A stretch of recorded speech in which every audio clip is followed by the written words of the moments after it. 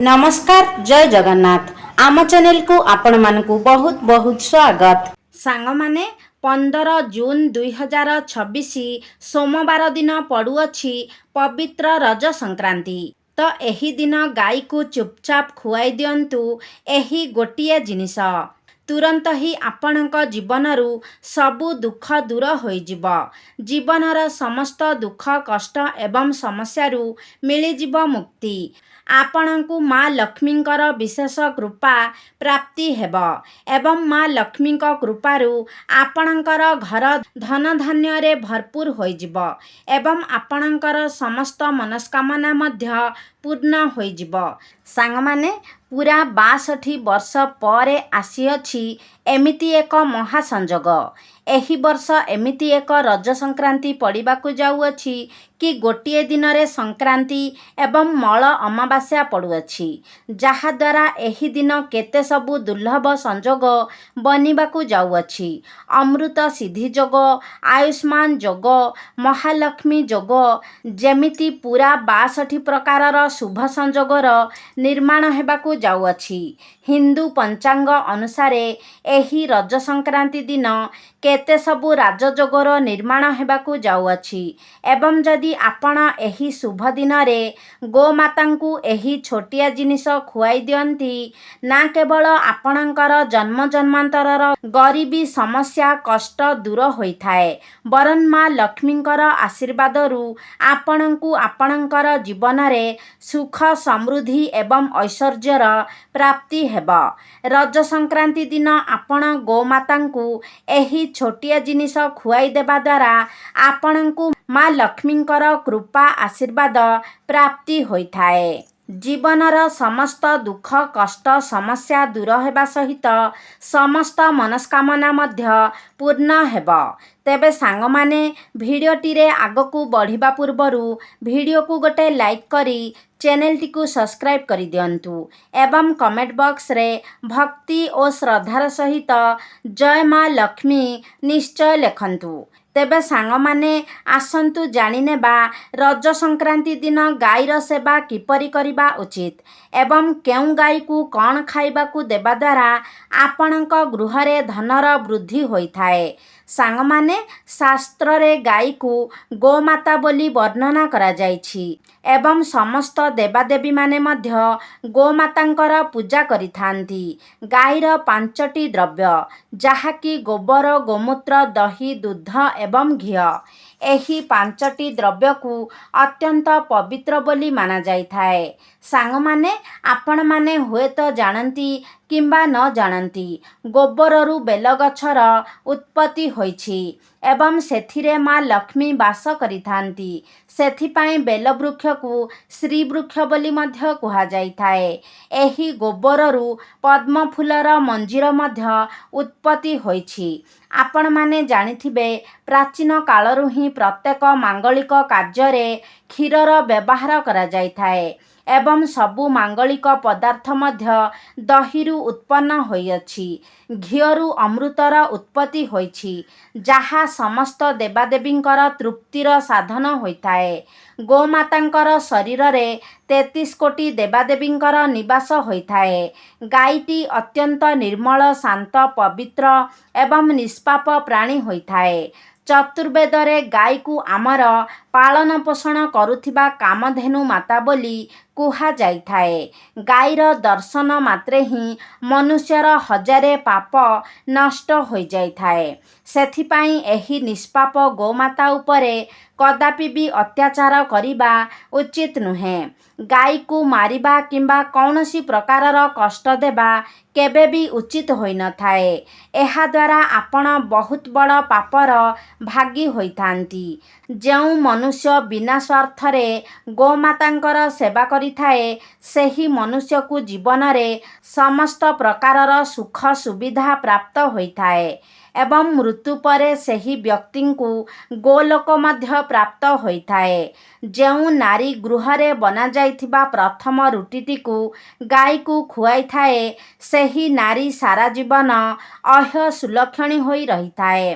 ତାର ସିନ୍ଦୁରକୁ ସର୍ବଦା ଭଗବାନ ରକ୍ଷା କରିଥାନ୍ତି। ଯେଉଁ ବ୍ୟକ୍ତି ଗାଈଠାରୁ ପ୍ରାପ୍ତ ପଞ୍ଚଦ୍ରବ୍ୟକୁ ନିଜ ଗୃହରେ ସର୍ବଦା ରଖିଥାଏ, ସେହି ଗୃହରେ ଦୁଃଖ କଷ୍ଟ କେବେ ବି ପ୍ରବେଶ କରିପାରିନଥାଏ। ଏବଂ ଯେଉଁ ବ୍ୟକ୍ତି ପ୍ରତ୍ୟେକ ଦିନ ଗୋମାତାଙ୍କର କିଛି ନା କିଛି ସେବା କରିଥାଏ, ସେ ବ୍ୟକ୍ତି ଅତ୍ୟନ୍ତ ପୁଣ୍ୟଶାଳୀ ହୋଇଥାନ୍ତି। ଶାସ୍ତ୍ରରେ ଗୋମାତାଙ୍କୁ ମା ଲକ୍ଷ୍ମୀଙ୍କର ସ୍ୱରୂପ ବୋଲି ମାନାଯାଇଥାଏ। ସେଥିପାଇଁ ଗୋମାତାଙ୍କର ପୂଜା କରିବା ଦ୍ୱାରା ଆପଣଙ୍କର ଜୀବନରୁ ଦାରିଦ୍ର୍ୟତା ଦୂର ହୋଇଯାଇଥାଏ। ପ୍ରାଚୀନ କାଳରୁ ହିଁ ଗୋମାତାଙ୍କର ସେବା କରିବାର ପରମ୍ପରା ରହିଆସିଛି ଏବଂ ପ୍ରାଚୀନ କାଳରୁ ମୁନି ଋଷିମାନେ ମଧ୍ୟ ନିଜର କୁଟୀରରେ ଗୋମାତାଙ୍କୁ ରଖି ତାଙ୍କର ସେବା କରୁଥିଲେ ଏବଂ ପ୍ରାଚୀନ କାଳରେ ରାଜା ମହାରାଜାମାନେ ମଧ୍ୟ ଗୋଦାନ କରୁଥିଲେ। କାରଣ ଗୋଦାନ କରିବା ଦ୍ୱାରା ଅନେକ ଜନ୍ମର ପାପ ନଷ୍ଟ ହୋଇଯାଇଥାଏ ଏବଂ ମନୁଷ୍ୟକୁ ମୋକ୍ଷ ମଧ୍ୟ ପ୍ରାପ୍ତ ହୋଇଥାଏ। ଗୋମାତାଙ୍କର ଦର୍ଶନ ମଧ୍ୟ ଅତ୍ୟନ୍ତ ଶୁଭ ହୋଇଥାଏ। ଶାସ୍ତ୍ରରେ ବର୍ଣ୍ଣନା ରହିଛି ଯେ ଯଦି ଆପଣ ସକାଳୁ ଉଠି ପ୍ରଥମେ ଗୋମାତାଙ୍କର ଦର୍ଶନ କରନ୍ତି, ତେବେ ଆପଣଙ୍କୁ ଅନେକ ପୁଣ୍ୟ ପ୍ରାପ୍ତି ହୋଇଥାଏ ଏବଂ ସକାଳୁ ଯଦି ଆପଣ ଗୋବରର ଦର୍ଶନ କରନ୍ତି, ତେବେ ଆପଣଙ୍କୁ ଲକ୍ଷ୍ମୀ ପ୍ରାପ୍ତି ହୋଇଥାଏ।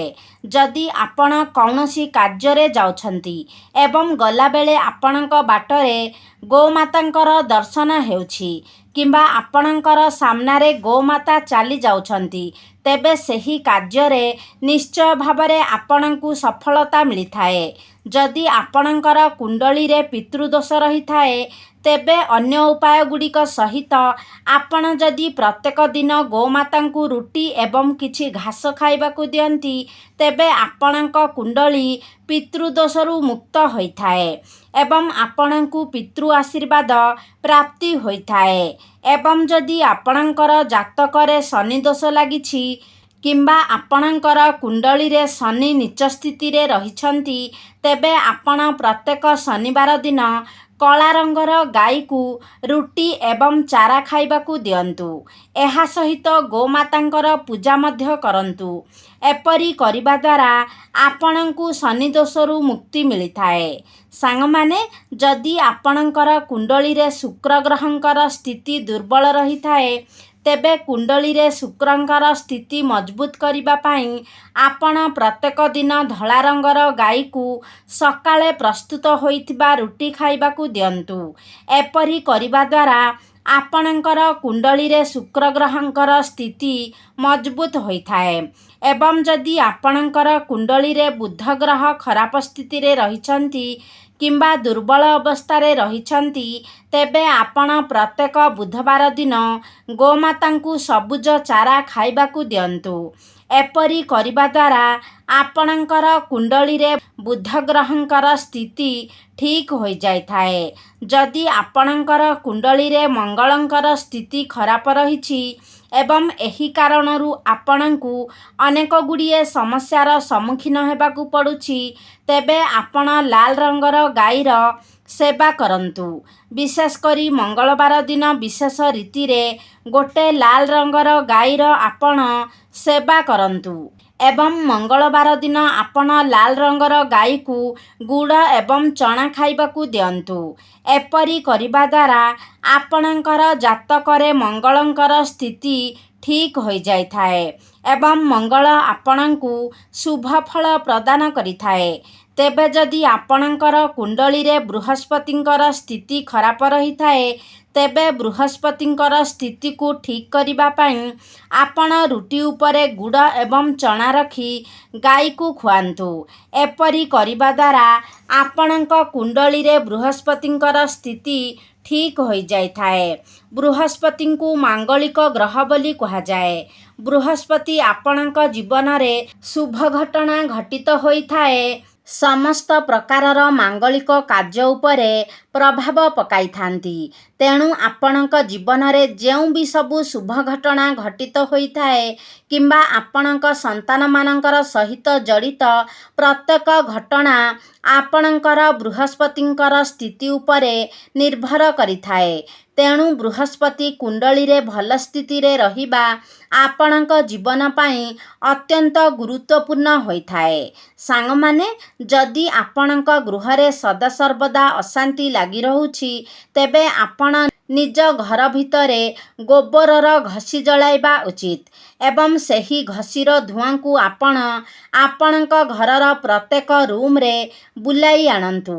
ଏହାଦ୍ୱାରା ଆପଣଙ୍କ ଘରର ସମସ୍ତ ନକାରାତ୍ମକ ଉର୍ଜାଗୁଡ଼ିକ ନଷ୍ଟ ହୋଇଯାଇଥାଏ ଏବଂ ସକାରାତ୍ମକ ଉର୍ଜାର ସଞ୍ଚାର ହୋଇଥାଏ।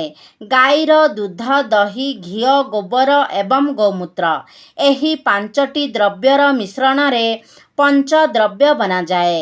ଏହାକୁ ପଞ୍ଚଗବ୍ୟ ବୋଲି ମଧ୍ୟ କୁହାଯାଇଥାଏ ଏବଂ ଏହା ପାପନାଶକ ହୋଇଥାଏ।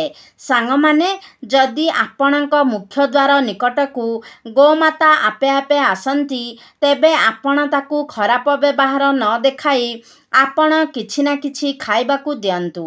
ବିଶେଷ କରି ଆପଣ ଯଦି ପାରୁଛନ୍ତି, ଗୋମାତାଙ୍କୁ ରୁଟି ଖୁଆନ୍ତୁ। ଏପରି କରିବା ଦ୍ୱାରା ଆପଣଙ୍କୁ ସୌଭାଗ୍ୟ ପ୍ରାପ୍ତି ହୋଇଥାଏ। କିନ୍ତୁ ଭୁଲରେ ମଧ୍ୟ ଆପଣ ଗାଈକୁ ଖରାପ ବ୍ୟବହାର ଦେଖାଇ ଘଉଡ଼ାଇ ଦିଅନ୍ତୁ ନାହିଁ। କାରଣ ଗାଈ ଯଦି ଆପଣଙ୍କ ଘରୁ ମନ ଦୁଃଖରେ ଫେରିଆସେ, ଉଦାସ ହୋଇ ଫେରିଆସେ, ତେବେ ଆପଣଙ୍କ ଗୃହରୁ ମା ଲକ୍ଷ୍ମୀ ମଧ୍ୟ ଚାଲି ଆସିଥାନ୍ତି। ଆପଣଙ୍କ ଗୃହକୁ ମା ଲକ୍ଷ୍ମୀ ପରିତ୍ୟାଗ କରିଦେଇଥାନ୍ତି। ପ୍ରତ୍ୟେକ ଦିନ ଘରର ନାରୀମାନେ ଗାଈ ପାଇଁ ଏକ ରୁଟି ବନାଇବା ଉଚିତ ଏବଂ ସେହି ରୁଟିଟିକୁ ଶ୍ରଦ୍ଧାପୂର୍ବକ ଗାଈକୁ ଖାଇବାକୁ ଦେବା ଉଚିତ। ଏହାଦ୍ୱାରା ଆପଣଙ୍କୁ ଗୋମାତାଙ୍କର ଆଶୀର୍ବାଦ ପ୍ରାପ୍ତି ହୋଇଥାଏ ଏବଂ ଆପଣଙ୍କର ମନସ୍କାମନା ମଧ୍ୟ ପୂରା ହୋଇଥାଏ। ମାତ୍ର କିଛି ଲୋକ ଗୋମାତାଙ୍କୁ ବାସି ଖାଦ୍ୟ, ଖରାପ ହୋଇଯାଇଥିବା ଖାଦ୍ୟ ଏବଂ ଅଇଁଠା ଖାଦ୍ୟ ମଧ୍ୟ ଖୁଆଇ ଦେଇଥାନ୍ତି। ଏହାକୁ ଶାସ୍ତ୍ରରେ ମହାପାପ ବୋଲି ବର୍ଣ୍ଣନା କରାଯାଇଛି। ଏହିସବୁ ଖାଦ୍ୟଗୁଡ଼ିକୁ ଆପଣ ଅନ୍ୟ ପ୍ରାଣୀଙ୍କୁ ଖାଇବାକୁ ଦେଇପାରିବେ, ମାତ୍ର ଗୋମାତାଙ୍କୁ କେବେ ବି ଖରାପ ହୋଇଯାଇଥିବା ଖାଦ୍ୟ କିମ୍ବା ଅଇଁଠା ଖାଦ୍ୟ ଖୁଆଇବା ଉଚିତ ନୁହେଁ। ଯେହେତୁ ଗାଈକୁ ଗୋମାତା ବୋଲି ମାନାଯାଇଥାଏ ଏବଂ ଗୋମାତାଙ୍କର ଶରୀରରେ 33 କୋଟି ଦେବାଦେବୀଙ୍କର ବାସ ହୋଇଥାଏ, ତେଣୁ ଗାଈକୁ ଏପରି ଖାଦ୍ୟ ଦେବାର ଅର୍ଥ 33 କୋଟି ଦେବାଦେବୀଙ୍କର ଅପମାନ କରିବା ସହିତ ସମାନ ହୋଇଥାଏ। ଆପଣ ଦେଇଥିବା ସେହି ଖରାପ ଖାଦ୍ୟକୁ ଗୋମାତା ଭୋକ କାରଣରୁ ଗ୍ରହଣ ତ କରିଥାନ୍ତି, ମାତ୍ର ଖାଦ୍ୟ ଦେଇଥିବା ବ୍ୟକ୍ତିଙ୍କ ଉପରେ ସେହି ପାପ ଲାଗିଥାଏ।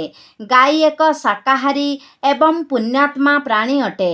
ତେଣୁ ଗାଈର ଖାଦ୍ୟରେ କେବେ ବି ଆମିଷ ଦିଅନ୍ତୁ ନାହିଁ। ଆପଣ ଯଦି ଏମିତି କାର୍ଯ୍ୟ କରିଥାନ୍ତି, ତେବେ ଆପଣଙ୍କୁ ମହାପାପର ଭାଗୀ ହେବାକୁ ପଡ଼ିଥାଏ। ସାଙ୍ଗମାନେ, ଯଦି ଆପଣଙ୍କର କୁଣ୍ଡଳୀରେ ଚନ୍ଦ୍ରଦୋଷ ଲାଗିଛି ଏବଂ ଯେଉଁ କାରଣରୁ ଆପଣ ଅନେକ ଗୁଡ଼ିଏ ସମସ୍ୟାର ସମ୍ମୁଖୀନ ହେଉଛନ୍ତି, ତେବେ ରୁଟି ଉପରେ ଧଳା ଲହୁଣୀ, ଘିଅ ଏବଂ କିଛି ଲୁଣ ଲଗାଇ ଆପଣ ଗୋମାତାଙ୍କୁ ଖାଇବାକୁ ଦିଅନ୍ତୁ। ଏବଂ ଯଦି ଜାତକରେ ଶନି ଦୋଷ ଲାଗିଛି, ତେବେ ଅଟାରେ କିଛି କଳା ରାଶି ମିଶାଇ ସେହି ଅଟାରେ ଆପଣ ରୁଟି ବନାନ୍ତୁ ଏବଂ ସେହି ରୁଟିକୁ ଆପଣ ଗୋମାତାଙ୍କୁ ଖୁଆଇ ଦିଅନ୍ତୁ। ଏପରି କରିବା ଦ୍ୱାରା ଆପଣଙ୍କୁ ଶନି ଦୋଷରୁ ମୁକ୍ତି ମିଳିଥାଏ। ଯଦି ଆପଣଙ୍କ ଗୃହରେ ଆର୍ଥିକ ସଙ୍କଟ ଦେଖାଦେଉଛି, ଧନଜନିତ ସମସ୍ୟା ଦେଖାଦେଉଛି, ତେବେ ଗୁରୁବାର ଦିନ ଆପଣ ଗାଈକୁ କଦଳୀ ଖୁଆଇବା ଶୁଭ ହୋଇଥାଏ। ଏହାଦ୍ୱାରା ଆପଣଙ୍କର ଧନଜନିତ ସମସ୍ୟା ଦୂର ହୋଇଯାଇଥାଏ। ଗୋମାତାଙ୍କର ପିଠିରେ ଯେଉଁ କୁବଡ଼ ରହିଥାଏ, ସେଥିରେ ସୂର୍ଯ୍ୟକେତୁ ନାଡ଼ି ରହିଥାଏ ଏବଂ ଯଦି ଆପଣଙ୍କର ଗୃହକୁ ଆପଣଙ୍କର ମୁଖ୍ୟ ଦ୍ୱାର ନିକଟକୁ ଗୋମାତା ଆସିଥାନ୍ତି, ତେବେ ତାଙ୍କର ସେହି କୁବଡ଼କୁ ଆପଣ ନିଶ୍ଚୟ ରୂପରେ ସ୍ପର୍ଶ କରନ୍ତୁ। କାରଣ ଏପରି କରିବା ଦ୍ୱାରା ଆପଣଙ୍କୁ ଅନେକ ଗୁଡ଼ିଏ ରୋଗରୁ ମୁକ୍ତି ମିଳିଥାଏ। ଶାସ୍ତ୍ରରେ ବର୍ଣ୍ଣନା କରାଯାଇଛି, ଯେଉଁ ବ୍ୟକ୍ତି ନିଃସ୍ୱାର୍ଥପର ଏବଂ ଶ୍ରଦ୍ଧାଭାବ ନେଇ ଗୋମାତାଙ୍କୁ ସେବା କରିଥାଏ, ସେହି ବ୍ୟକ୍ତି ମୃତ୍ୟୁ ପରେ ଗୋମାତାଙ୍କର ଲାଞ୍ଜକୁ ଧରି ବୈତରଣୀ ନଦୀ ପାର କରି କରି ଯାଇଥାଏ। ସେହି ବ୍ୟକ୍ତିଙ୍କର କେବେ ବି ଅକାଳ ମୃତ୍ୟୁ ହୋଇନଥାଏ ଏବଂ ସେହି ବ୍ୟକ୍ତିଙ୍କୁ ସୌଭାଗ୍ୟ ପ୍ରାପ୍ତି ହୋଇଥାଏ। ଯଦି ଆପଣଙ୍କୁ ଦୁର୍ଭାଗ୍ୟ ପିଛା ଛାଡ଼ୁନାହିଁ, ସର୍ବଦା ପ୍ରତ୍ୟେକ କାର୍ଯ୍ୟରେ ଆପଣଙ୍କୁ ବିଫଳତା ହିଁ ହାତ ଲାଗୁଛି, ତ ଆପଣ ହାତରେ ଗୁଡ଼ ରଖି ଗୋମାତାଙ୍କୁ ଚଟାନ୍ତୁ। ଏପରି କରିବା ଦ୍ୱାରା ଆପଣଙ୍କର ଶୋଇ ରହିଥିବା ଭାଗ୍ୟ ଜାଗ୍ରତ ହୋଇଥାଏ ଏବଂ ଆପଣଙ୍କୁ ପ୍ରତ୍ୟେକ କାର୍ଯ୍ୟରେ ଆପଣଙ୍କ ଭାଗ୍ୟର ସାଥ ମିଳିଥାଏ। ଆପଣ ଯଦି ଗୋମାତାଙ୍କୁ ରାଶି ଲଡ଼ୁ କିମ୍ବା ରାଶିରେ ପ୍ରସ୍ତୁତ କୌଣସି ବି ଦ୍ରବ୍ୟ ଖାଇବାକୁ ଦିଅନ୍ତି, ତେବେ ଆପଣଙ୍କୁ ଅଖଣ୍ଡ ସୌଭାଗ୍ୟ ପ୍ରାପ୍ତି ହୋଇଥାଏ। ତେବେ ସାଙ୍ଗମାନେ, ଏହି ପବିତ୍ର ରଜ ସଂକ୍ରାନ୍ତି ଦିନ ଆପଣ ଗୋମାତାଙ୍କୁ ଏହି ଜିନିଷ ଗୁଡ଼ିକ ମଧ୍ୟରୁ ଯେକୌଣସି ଗୋଟିଏ ଜିନିଷ ଖୁଆଇ ଦିଅନ୍ତୁ। ନିଶ୍ଚୟ ଭାବରେ ଆପଣଙ୍କର ସମସ୍ତ ମନସ୍କାମନା ପୂର୍ଣ୍ଣ ହୋଇଯିବ। ତେବେ ସାଙ୍ଗମାନେ, ଆଶା କରୁଛି ଆଜିର ଭିଡ଼ିଓଟି ଆପଣମାନଙ୍କୁ ନିଶ୍ଚିତ ଭାବରେ ଭଲ ଲାଗିଥିବ। ଯଦି ଭଲ ଲାଗିଛି ତାହେଲେ ଲାଇକ୍ କରନ୍ତୁ, ସେୟାର କରନ୍ତୁ। ଆମ ଚ୍ୟାନେଲକୁ ଯଦି ସବସ୍କ୍ରାଇବ୍ କରିନାହାନ୍ତି ତାହେଲେ ସବସ୍କ୍ରାଇବ୍ କରିଦିଅନ୍ତୁ ଏବଂ କମେଣ୍ଟ ବକ୍ସରେ ଜୟ ମା ଲକ୍ଷ୍ମୀ ନିଶ୍ଚୟ ଲେଖନ୍ତୁ।